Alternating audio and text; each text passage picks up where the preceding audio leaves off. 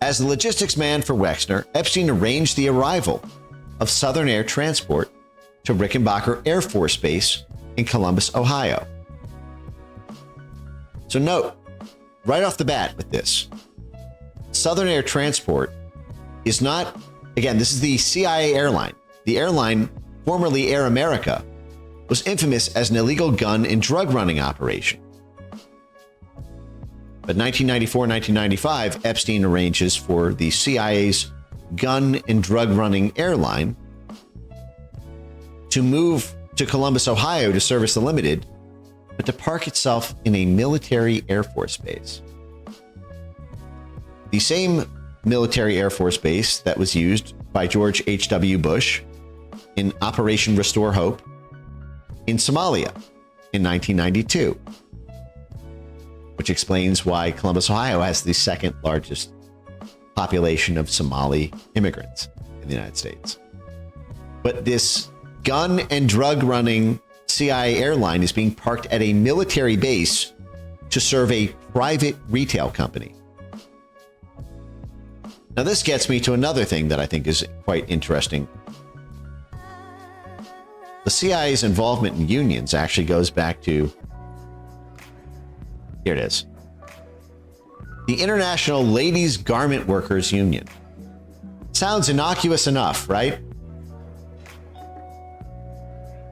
And I bring this up because, again, it all goes back to, two things like Iran-Contra and the movie Zoolander. It's been covered so many times. Ladies' garments.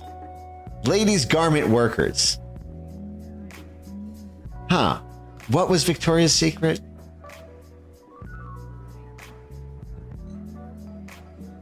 Huh. Images. Ladies' garments. Huh. Interesting. Formed in 1900 as part of the AFL-CIA. Uh-oh. It was a labor union for employees in the women's clothing industry, one of the largest unions in the country.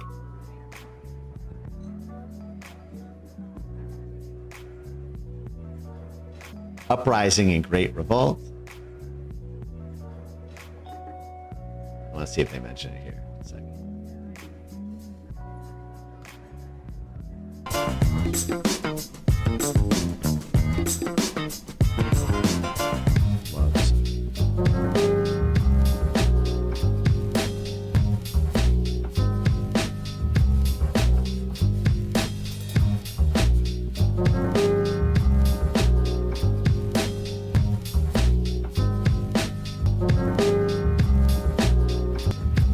Lovestone, Jay Lovestone.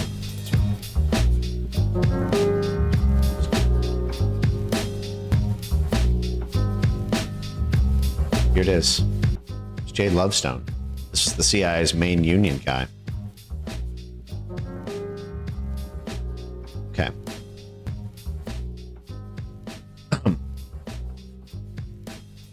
So, from aiding U.S.-backed military coups in Chile, and again, the AFL-CIA was one of the main forces behind the effective coup in Brazil just in the last election there in 2022, this time on the leftist side. The AFL-CIA, the largest union in the United States, was derided as the AFL-CIA. So how did this come about? It came about through the shady figure in the ladies' garment industry, Jay Lovestone, the CIA's point man for CIA union work. To subvert overseas unions, I'm going to leave out these like leftist judgmental words. This is what it is. To instrumentalize overseas unions for its own ends, the State Department and the CIA found an enthusiastic ally in the AFL-CIO. The AFL-CIO, as we covered, gets more in government grants than they do in union dues every year. I think they get 68 million according to the last 990 or something, from 68 million in union dues and 72 million in government grants. So they get more money from the government than they do from their union workers. The Cold War largely coincided with this period when the U.S. labor movement was at its strongest. As anti-communists, AFL-CIA officials chose to use this power internationally.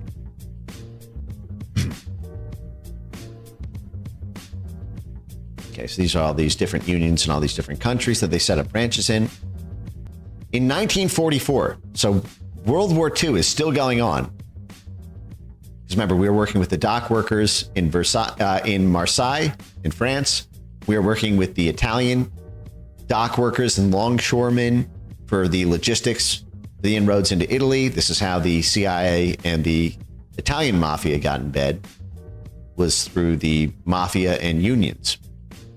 You know that, what's that famous scene from Goodfellas? Union delegate. This is the Copacabana scene. Thank you, sir. All right, see you later. Thanks. What are you doing? You leaving your car? Watch the car for me. This is me and Regional Development Girl when we go out to get Thai food. It's easier than leaving it at a garage and waiting. It's a lot quicker that way. You know what I mean? Huh?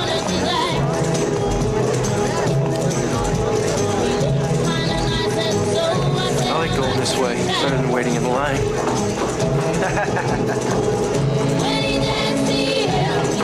This is a famous continuous shot. He's got a private entrance to the Copacabana for his first real date with this girl, and she's wondering, how is he so connected? How does everyone know him and he's so young? What does he do? Good. What's up? There you go. Okay, thanks a lot. I appreciate it. Thanks. Hey, how are you doing? How are you? How you doing? Henry, how are you? What's up? Good. How you doing? You gave them $20 each. All right. Henry, this is what Mr. Tony over there. Where? Over there. Oh, thanks a lot, Tony. Thank you. Salute. What do you do? What? What do you do? I'm in construction. You don't feel like you're in construction. No, I'm a union delegate. Right. The Mafia worked through the unions, and this is how you have this relationship between organized crime, Mafia, the unions, and the CIA. Okay. And why you had this non-prosecution for the entirety of the Cold War, and J. Edgar Hoover even denying that organized crime even existed. So getting back to this piece, in 1944, while World War II was still going on, didn't end until 45, the AFL established the Free Trade Union Committee with the goal of undermining communist-led unions in Western Europe. Tapped to run it was J. Lovestone, who had once been a leader of the Communist Party USA, but was expelled in 1929 because Stalin believed he was too close to his Politburo rival, Nikolai Bukharin. Lovestone made his way into the labor movement in the 1930s after being expelled from the Communist Party and then going to be the CIA's point man for anti-communism. In the 1930s, through the International Ladies Garment Union Workers.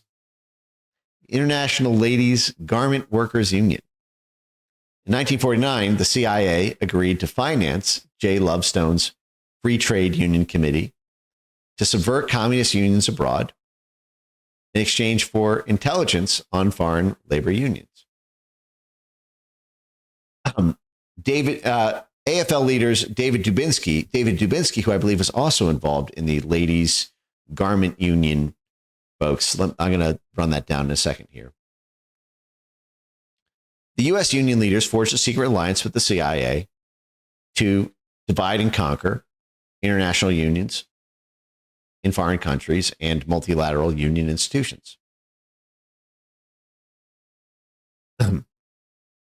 Now flush with CIA money, the head of the AFL carried it around in cash suitcases. This is what we did to fund the Solidarity Movement in Poland. This was done through the State Department labor attaches. And remember what I said, what the worst and most crooked part of the State Department is. Why are they together? State Department DRL. Democracy is our color revolution work. Rights is predicates to get people arrested. You get the rule of law programs, control the prosecutors and judges, and labor. So the CIA running labor operations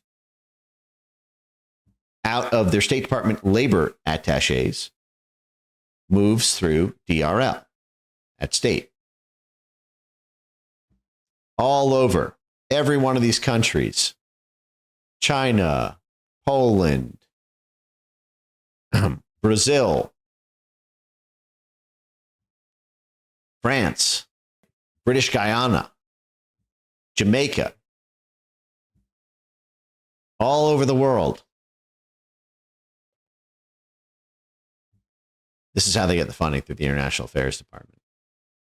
And I believe David Dubinsky was also involved in the international garments industry. David Dubinsky, women's garment.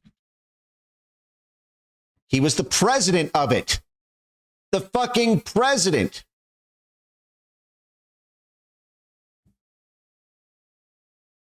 For 34 years, who created the CIO, what people called the CIA part of the AFL-CIA, was the president of the International Ladies Garment Workers Union while working directly with the CIA. Dubinsky. Yeah, see, I knew it.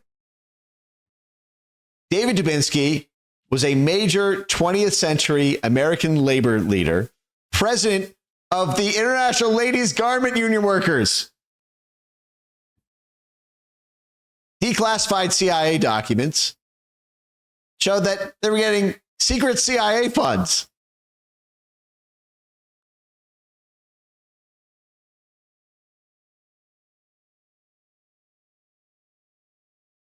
Throughout the Cold War. Covert funding intended to promote democracy, DRL, blurred lines between legitimate unions and intelligence operations. Dubinsky was a powerful labor leader, became entangled with the CIA, using his union's resources for covert political action abroad, and he's the head of the International Women's Garment Workers Union. Fucking Panty Central.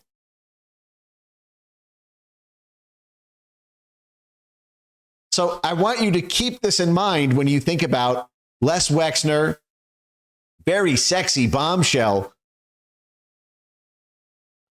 Okay?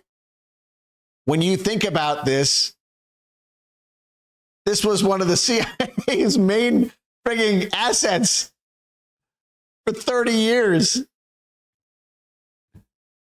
in the Cold War.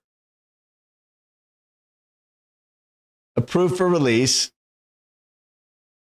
David Dubinsky.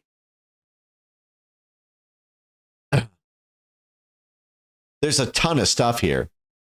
Yeah, he worked with Tom Braden, deputy director of the CIA. Dubinsky and Lovestone worked together on all of this. And Les Wexner, I mean, is there anybody that, like, do you think that that union had a bigger presence at any other company than at Limited Brands and Victoria's Secret? CIA helped fund European unionists.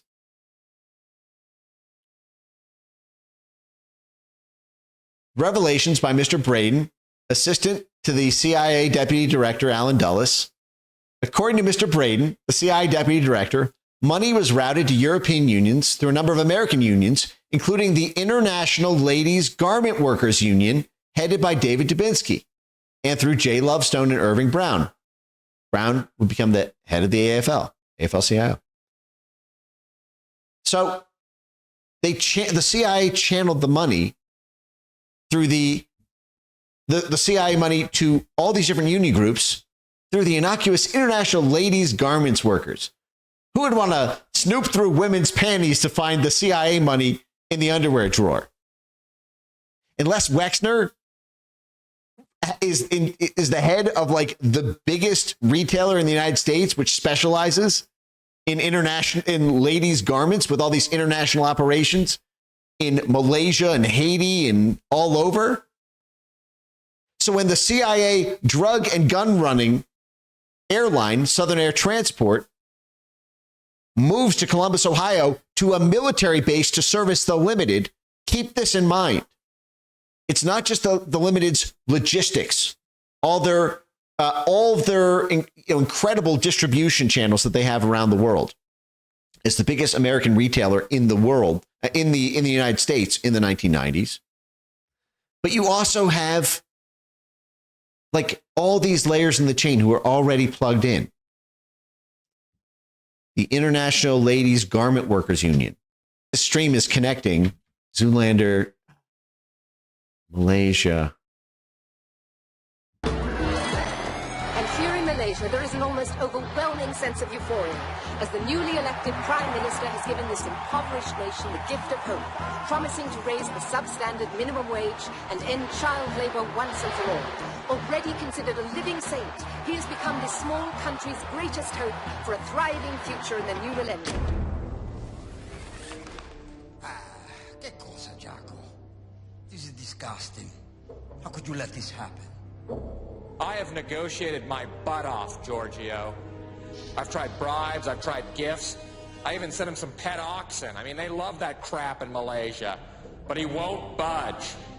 Listen, 50% of my inventory is manufactured in sweatshops on the Malaysian border.